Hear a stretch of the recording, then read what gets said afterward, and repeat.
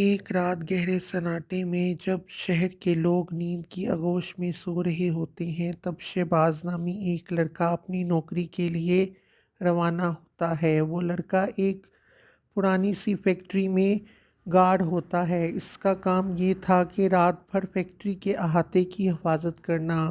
سردی کی راتوں میں چوکیداری کرنا کسی امتحان سے کم نہ تھا۔ مگر شہباز کی زندگی کی ضروریات اسے مجبور کرتی تھیں۔ ایک رات بہت گہری دھند سی چھائی ہوتی ہے جب شہباز فیکٹری میں اپنی نوکری کر رہا ہوتا ہے۔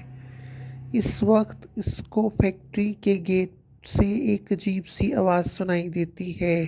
تو شہباز اپنی ٹارچ لائٹ چلاتا ہے اور آہستہ آہستہ سے گیٹ کی طرف جاتا ہے تو اچانک سے اسے وہاں ایک بوڑھی عورت دکھائی دیتی ہے جو سردی سے کانپ رہی ہوتی ہے۔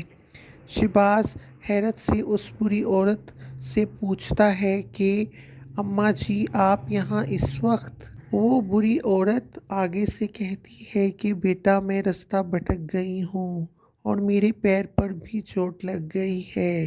تو شہباز نے یہ سنتے ہی فوری سے اس اماں کو اندر فیکٹری کے لے گیا اور ایک چارپائی پر بٹھایا اور گرم گرم چائے بھی پلائی اور اوپر لینے کے لیے ایک گرم گرم چادر بھی دی۔ پھر صبح ہوتے ہی شہباز اس بوڑھی اماں کو قریبی ہسپتال میں لے گیا اور جو چوٹ لگی تھی اس کا علاج بھی کروایا۔